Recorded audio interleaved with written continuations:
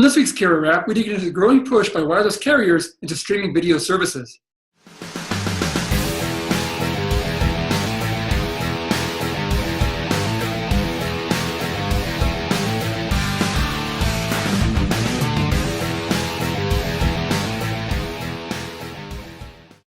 Telecom Careers, the #1 global telecom and wireless job board, telecomcareers.com. Thanks for joining us on this week's Carrier Wrap. I'm your host, Dan Meyer, Editor-in-Chief here at RCR Wireless News. Well, wireless carriers have had a tough relationship with streaming video services, as such offerings are bandwidth intensive and tend to stretch cellular network resources. For the most part, wireless carriers have steered consumers towards Wi-Fi connections when it comes to watching streaming video content through software platforms and pricing models. However, late last year, T-Mobile US threw a spanner in those plans as it launched its Ben John service that allows select customers to stream video content over their cellular connection without dipping into their allotted data buckets. To accomplish this feat, T-Mobile US relies on data compression technology that limits the video quality to 480p resolution, or what it terms DVD-like quality. As much as the streaming video is watched on smartphone screens, consumers for the most part are expected to be able to handle the degraded picture quality, especially as it comes at an attractive price point. So far, T-Mobile US's rivals have not followed the carrier into the free video streaming realm, though some are beginning to dip their toes in the water. AT&T is working to further integrate its DirecTV assets into a mobile video service, while Verizon Wireless recently launched its Go90 platform. I recently had a chance to speak with Mark Donegan, who's the VP of Sales and Strategy at media optimization provider Beamer, to discuss how mobile carriers are tackling the difficult challenge of supporting streaming video content over their cellular networks. Let's look at that video interview now.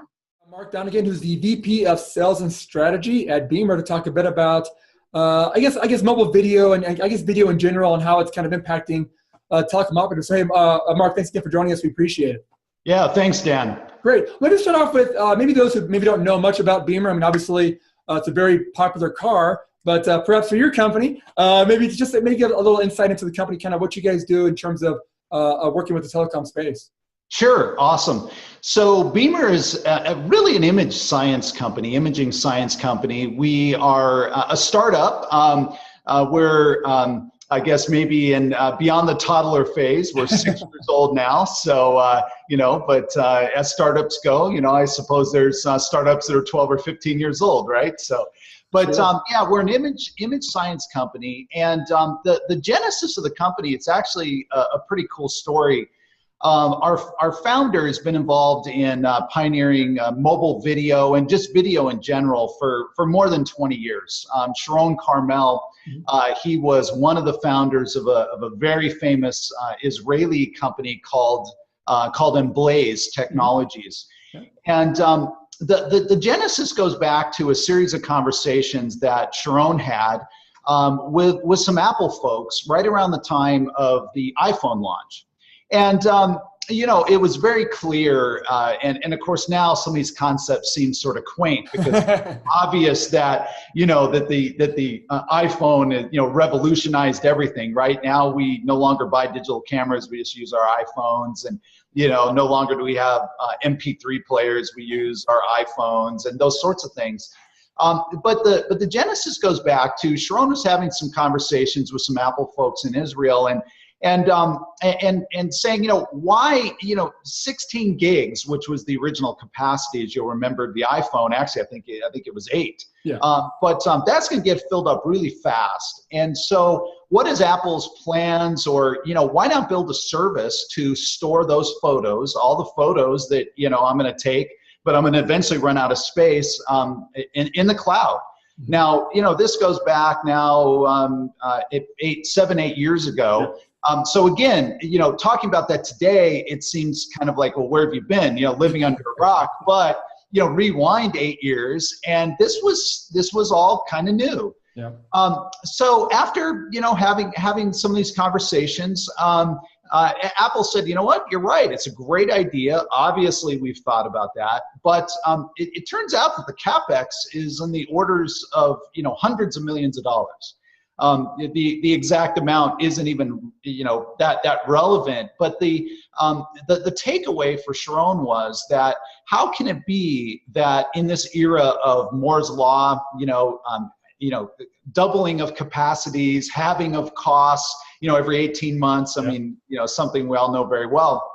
How can it be that the great Apple company even would have to pause and consider, the investment? So this isn't a story about Apple, but it's the genesis of how we came to be. So out of this, Sharon is a serial entrepreneur, always has been involved in, transmitting media, if you will, so videos and photos over constrained networks. Mm-hmm. So again, this was a constraint problem. So he set off to initially just do some research. Is there a way, and here was the question, is there a way to take a photo, in this case, mm-hmm. and reduce it in size, but guarantee the perceptual quality? Mm-hmm.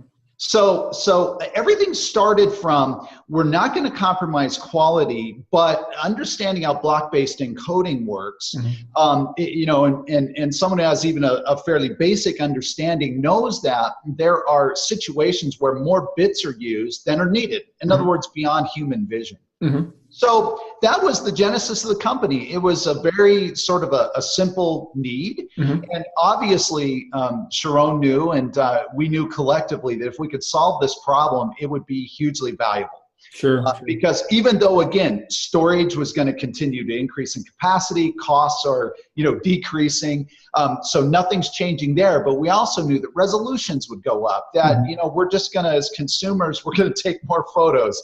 Our photo libraries do not get smaller. Yeah. Our movie libraries do not get smaller. They only grow. And they pretty much just continue to grow until we stop consuming media, which is probably only at the end of our lives. Right? So if you think of it that way. Sure. Yeah. So that was the genesis. So what came out of this was, is 61 patents that define what is a perceptual quality measure.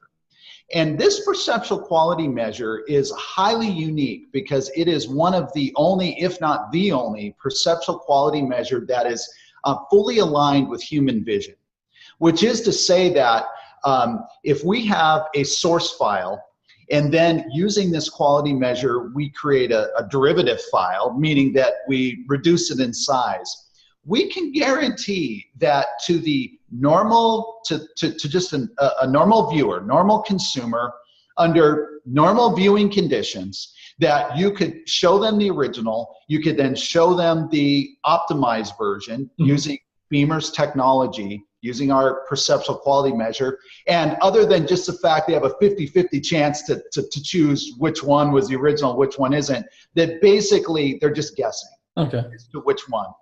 And that's how we started. And so it took us about 3 years of very intensive R&D, a lot of, this was not software development, this is image science. We have a team of PhDs, we have very, very strong expertise in the area of image science. So that is, that's the genesis. Now, we've commercialized that in a software product that optimizes video, which is probably going to be mostly our conversation. Yeah, definitely. Yep. And optimizes photos. Mm-hmm. So it's software. It runs on commodity servers, runs on the cloud. We're a very close partner of AWS, mm-hmm. although we have customers running on other clouds as well, other public clouds or their own private clouds. But it's Linux software, runs on commodity servers, and yields up to 50% savings with no visual degradation. It's an amazing accomplishment. Yeah, definitely. Yeah, and like you said, obviously now, pictures obviously were the first part of this, and as we've kind of evolved, and it seems like now video is, a big part of the market now. It seems like, operators, mobile operators, even wired ones are, kind of struggling with how do they handle this streaming video data now? And it does seem like that, that seems to be one of the solutions. Seems to be a form of compression or whatever it's going to be, whatever secret sauce can be used as a software layer, basically. And it sounds like that's kind of what you guys do, then, is provide some sort of software solution to, I guess, help operators with these congestion problems on their mobile networks. It sounds like what you guys kind of really focused on. That's exactly right. We really only have one, you could say, I guess, requirement for who a suitable customer might be. And that is they have to care about quality. Mm-hmm. Because, the way the encoding process works, if you don't care about quality, And on some level, you could say, well, everybody cares about quality. But let's face it, if you're distributing user-generated content on a social network, you have just as an example, you have a different quality bar than Warner Brothers does if you're putting out a Blu-ray title, or Hulu would, or Netflix, or Vudu, or, there's different quality bars. So for us, a customer has to have a fairly high bar for quality. In other words, they want to reduce bit rate, but they're not going to sacrifice video quality or image photo quality to do that. Mm-hmm. And then the second constraint is that they have to have some constraint, or the second requirement is they have to have some constraint on bandwidth. Yeah. So, let's face it, and this really doesn't exist, but I suppose there's someone out there who would say, literally, I really don't have a constraint. I could transmit 50 megabits and I'm just fine. And so that person, probably the value of our technology is not going to be as great. But I'm looking forward to, hopefully later in the conversation, we can talk about Netflix announcement this week, which I'm sure is on your list, and also T-Mobile's Binge On. So it's very clear that, the largest networks and the largest service providers care about bit rate. Yeah, and those are two things. Obviously, I guess let's tackle those two I guess, operators, because again, the T-Mobile one is coming from the operator side of things, and obviously Netflix is the content provider side of things. Yeah. So maybe start with, I guess, the T-Mobile stuff. So their Binge On service obviously launched a month or so ago, and it kind of shook up the market a little bit. I mean, obviously, what they're offering now is to allow consumers to basically stream as much video content from certain providers that they want. And, it seems like they're using some sort of compression technology on their network. The quality of the service, even they admit, is not, the highest HD quality. It's what they're calling DVD-like quality. And probably for a smaller screen that most of their customers use, it's probably just fine. And, the bigger the screen, perhaps you might notice it more. But I guess as you look at what they're doing as compared to what you guys offer, I guess, what's your view on kind of how they're approaching the market? And is it a smart way to go? Well, I think it's a brilliant move for T-Mobile, in my opinion, and our opinion as a company. Effectively what they're doing, of course, we're not able to get under the hood, so we do not know exactly what they're doing, but understanding how adaptive bitrate solutions work. And that is for, any viewers who maybe have heard the term but are not real familiar, it's really easy to understand what adaptive bitrate is. Basically, what a video service will do is they will record a movie, the same movie or the same video, in multiple bit rates and resolutions. Mm-hmm. And there's a couple of reasons they do that. One reason is that there could be a legacy device out there that maybe doesn't support 1080p, as an example. Mm-hmm. Again, nowadays, this is becoming less of an issue because even your entry-level, low-end Android device will generally support 1080p. Yeah. But one reason that they do this is just simply to support devices. But the main reason is that what it allows the player to do is that if the bandwidth is fluctuating, so, again, just because I'm connected right now, LTE, I may, especially if I live in a downtown metropolitan area, I turn the corner and all of a sudden, I'm in a shadow, right? So I don't have that strength, so I don't have the bandwidth. And so what the player will do is the player will actually then, rather than just stop the video or buffer the video, which is a really bad user experience, it will detect that, I don't have as much bandwidth, and it will actually request a lower data rate file. And that might be a standard definition file. So maybe I was watching HD, and now the player says, hey, your bandwidth was just cut in half, and so you're going to run out of data, and the video is going to stop, buffer. We're all familiar with that. And so then it will play the SD. So what it appears that T-Mobile has done is they basically have some very lightweight mechanism that for these providers who are participating in Binge On, that it just forces the standard definition layer. Mm-hmm. And just to give you perspective, because they have made very public that it's going to save like one, save 2/3, I guess, 1/3 of the data rate. Yep. And it just happens that a typical 480p, which is standard definition profile for mobile, is about 800 kilobits. Mm-hmm. Some providers will encode it 1 megabit. You can encode higher, certainly, but somewhere between about 800 kilobits and 1 megabit is pretty common. Mm-hmm. It happens that HD is about 2.5 megabits to 3 megabits. So just by yeah, exactly. So just by simply selecting the standard definition layer instead of the HD layer, you get a 66%, 65, 70% reduction in data.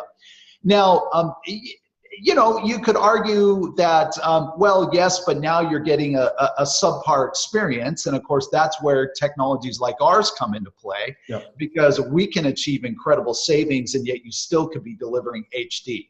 Mm-hmm. But it's a very smart implementation by T-Mobile, in our opinion, because it does give the user the opportunity to not have to pay for all the additional data, still enjoy an entertainment experience on their mobile device. And frankly, on some mobile devices, really 480p is probably just fine.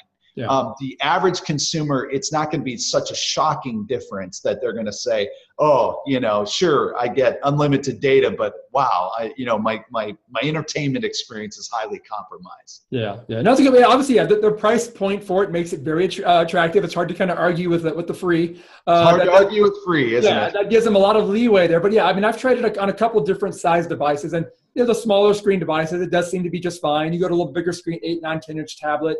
That's right. Notice that it's definitely not HD, but that seems fine. I mean, again, the price point makes it okay. That's not too bad. I can go with that. That's right. Yeah. Exactly. So the reason why, of course, we're excited about it, and really, in fact, I wrote a blog post. We Beamer put out a blog on Binge On. Is that it just shines the light again on the fact that consumers are consuming more OTT traffic. Every quarter the reports that come out, just it's your up and to the right graph in terms of growth, and yet somebody has to pay for that. That data, it's not free. The networks are very expensive that deliver this data, especially for mobile, for wireless. And, somebody has to pay. And so, there's a tension between the growing consumer usage and the cost of the network. And so for us, that plays right into our hand, because that's what we have, is technology that can reduce, the size of those files, but retain quality. Yeah, that's a good part. Yeah. I mean, if anything, T-Mobile did bring to the fact before that, hey, consumers probably do want this, because it has seemed to have gotten a lot of attention, a lot of attraction from customers, and that it is actually possible to do it using some sort of software, again, which you guys provide or what they're doing to do this. So I'm guessing this is going to kind of wake up operators. I mean, I know they've been thinking about this anyway, but perhaps it might maybe force the issue a bit more. I know some of the operators, Verizon and AT&T, I know they've been talking about doing more of a hardware type of, I guess LTE broadcast or something like that, which is a different form of doing it. Sure. That's kind of a different model. You're right. And the interesting thing is that there are certainly network optimizations that can be done and need to be done. But it's not mutually, it's not either or. Yeah. So, it's not that, we're going to choose to implement a solution like Beamer and therefore we don't need to do, they're completely complementary. Yep. So at the end of the day, operators are going to do both, and they're going to find ways to distribute the content multicast, which is what you just referenced, LTE multicast, which can provide huge advantages in terms of how much traffic there is on their core network. Yeah. But if you're delivering smaller files, at the end of the day, your package doesn't weigh as much, so that helps that helps them out as well. Yeah, and again, too, the software solutions are somewhat compatible with almost any device, as opposed to an LTE multicast or broadcast. You have to have an embedded device to make that work. So that's right, absolutely. Dan, that's a really great key point, because one of the things, that's something I missed in my overview of the company that's very important for Beamer, is that everything we do is fully inside the standard of JPEG. So for photos, H.264 or H.265 HEVC. Mm-hmm. And what that means is that it doesn't require any additional, there's not something extra in the player, there's not additional silicon needed in the device. It is a fully standards compliant technology. And that's really key because, when we started out down this path, we actually did pursue some proprietary methods of reducing bit rate. And you know what? We were able to prove some pretty amazing results. They would make for great demos. But at the end of the day, if we approach any operator with something that requires, significant investment or in changing, whether it's on the device side or, on the back end in terms of tools and their workflow, they could validate and say, guys, this is really great. Your quality is awesome. You're giving us, 50, 60% savings. We love it, but it's a non-starter. Yeah. The investment, the complexity, it's not there. And so that's another real, major factor. Yeah. Well, and let's tackle, I guess, the content provider side. Obviously, Netflix, for instance, they have announced something recently about it as well. I guess, what's your view on what those guys are doing? Because again, they realize that the viewing habits are changing to mobile, and they realize too that Wi-Fi obviously is expanding, I guess, in extent, but consumers are so used to just doing everything mobile anyway, and Wi-Fi isn't everywhere, so they are going to be using their devices, in a cellular connectivity situation. And they know also that carriers have caps on their data plans and stuff too. So obviously it seems like they're aware of the situation, and they're also making changes to what they're doing as well to kind of help the situation as well, it seems too. That's right, absolutely. And for your viewers who maybe aren't familiar with what we're talking about, this week Netflix made a series of announcements. Started out with an exclusive in Variety, and then they posted some more detail on their own technical blog, the Netflix Tech blog. Basically, the net of their announcement is that they have developed a method for reducing their bit rates 20%. Now that in and of itself is, that's very interesting because Netflix is 37% of internet traffic during viewing. So in fact, I went back and looked at some Sandvine studies, and again, I wrote a blog post on this as well. So because we're super excited about Netflix announcement, it just absolutely validates our approach. But interestingly enough, Sandvine found that just HTTP traffic, so basically web browsing traffic, is about just a little bit more than 6% of the internet. So if you think about it, Netflix saving 20%, let's just call it 7%. That's more, just their savings is more than all just web browsing traffic during peak hours. I mean, it's pretty amazing. Yeah. But what's really special about this announcement is that what they have developed is a new encoding approach, and it's an encoding approach that we have been advocating for and talking to a lot of our customers about for some time. And that is, rather than encode just at sort of arbitrary bit rates and resolutions. Now, I won't go into all the detail, but there's basically, Apple has published a spec of certain bit rates and resolutions that they suggest that a service encode at. And they're not completely arbitrary. There is some science and some math and some reasoning behind it.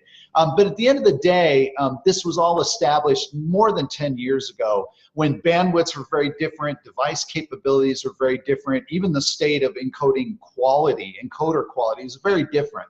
And so Netflix, like every other service up until this point, basically encoded their files at or near these target resolutions and bit rates.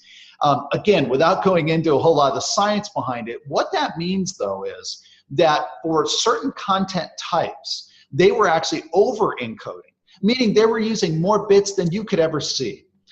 It was wasteful bits, you might say. For other content, it actually needed more data, and so therefore there were artifacts being introduced. And that's why if you look even at a lot of video services, I'm not picking on Netflix or anyone, but we can look at any, and you might notice, this one title looked really great, looked amazing. And then you watch another one, you say, it looked okay, but it didn't seem as good. Why is that? And a lot of times it's because of this preset recipe approach. Nothing wrong with the service, it's how the industry operates. Mm-hmm. So what Netflix is doing is Netflix is going to, on a per title basis, encode to the optimal bit rate and resolution, or bit rate per resolution, mm-hmm. for that title. And so if you get a chance, in fact, for the viewers out there, if you go to Netflix technical blog, they go into great detail and even provide some screenshots of what that means. And they show some animation content that at very low bit rates looks great in HD. Mm-hmm. But then, you can look at a higher, the Avengers, let's say. The Avengers requires a lot more data because it's highly complex video. Yeah. And so, this is really exciting because, again, it's good for consumers. Netflix reducing data on the network is a big deal. Mm-hmm. And it just validates that it is important to look at how encodes are built. Sure. Does it seem like all the different options out there are coming together at a quick enough pace? Because, at least on the wireless and mobile carrier side, we hear so much about the data tsunami and all these networks are being stressed out. And, it's like, air operators are throwing billions of dollars at spectrum and at new deployments. And does it seem like, I guess, from a software or a technical side of things, when it comes to video, are things coming together at a good enough pace to allow operators to stay on top of this, or are they kind of, do they need to act a little quicker perhaps and get on board this alternate solutions, if it is, or whatever it's going to be, to kind of stay ahead of what's happening out there? Yeah, that's a great question. I think, so there's a couple facets to my answer. So the first challenge is that a technology like ours, we have to be able to intercept the bit stream. Mm-hmm. Which is to say that if a network is transmitting someone else's video, mm-hmm. then either because of encryption or simply agreements that they have, they can't just arbitrarily capture that file, process it, optimize it, and then say, here, we're passing it on. It's on a diet. Yes. Congratulations, we just reduced your traffic 20%. They're not able to do that, both technically, business, even legally. Yeah, there's regulatory issues and stuff involved. Exactly, regulatory. So that then is something the networks can't do anything about, which is why I have to believe that the networks also are applauding Netflix, decision, because let's face it, Netflix is driving most, most of the capacity constraints that they have. Yeah. However, every major network has a video service. I mean, let's just look at Verizon. Go90 they launched. Obviously they have their in-home service Fios, and they have other content plays, and who knows what else they're developing. There's all kinds of rumors out there, right? Mm-hmm, mm-hmm. But everybody has a service. So for the service that they own and operate, mm-hmm. then yes, they're free to do whatever they would like, mm-hmm. to optimize that video traffic. And so what we're seeing is that there's incredibly high interest from the telcos, from the networks, and this would include the MSOs, the cable companies, anybody in the pay TV business who operates a network, basically an ISP. Incredible interest. People are in different places in their adoption. Some are sort of in the exploration. We can, call it the dipping toes in the water. Others, we're working with very aggressively, and there'll be announcements coming relatively soon. And some are still trying to just figure out, what does this all mean? So the answer to your question is that, are they moving fast enough? Well, some are. I would say that in general, look, here's the thing. These systems are complex. They're mm-hmm. big. They're, and so as much as, as a small company with some really exciting, innovative technology, sometimes we'd like them to move faster too. But at the end of the day, we've come to respect and to, understand that these systems are big. They're, they're complex. They, you can't roll in some of these solutions just overnight, as they say.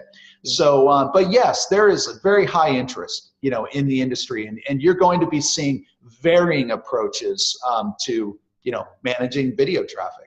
Yeah, that's a good point. I think in 2015, I think we saw a lot of progress as it was, and again, we still aren't probably close where we need to be, but it does seem like that the progress is ramping up, and it seems like 2016 is going to be probably another, obviously even a bigger year for kind of how operators move on this, because again, absolutely, all that traffic's being thrown on the networks, and it's not going down, obviously, and spectrum constraints and everything's going on. So yeah, I mean, it seems like 2016 will be, I'm guessing, like you said, I'm sure we'll hear some announcements from you guys, but I'm sure we're going to hear just a lot of different avenues for these operators and what they're going to do, and it's all kind of leading to the same kind of goal really of more efficient. Yeah. That's right. And the consumer's in the driver's seat from the sense that, we love video. We are not just binging in terms of, the snack. The notion used to be that, well, you'll watch a 2 or 3 minute video on your mobile phone, but anything else you're going to watch on the TV. Yep. And all the recent studies I've seen, and I'm sure, that you've seen as well, prove that, it's no longer that's the case. People are watching 20, 30-minute episodes on their iPhone. Yeah. No, I remember back, 5, 6, 7 years ago when the carriers were first getting into video, and they were, trying to partner with people to provide little short 3 minute kind of mini TV series, basically. And that's what they were hoping. I mean, they could kind of handle those little short clips, but you're right. Now it's people want to watch a whole movie or a TV show or whatever it is. Yeah, absolutely. Change a lot. Well, hey, Mark, great insight on this. And obviously, it's a topic I'm sure we could talk about another hour on this thing here. But we could. We appreciate the good insight on this today, the great insight and explanation of what's happening out there. And again, as we move to 2016, I'm sure this topic will be, again, continue to be part of the conversation. So hopefully at some point we can touch base again. And, but if you guys have some news or some news comes out there, hopefully we touch base again and kind of get an update on what's happening out there on the market.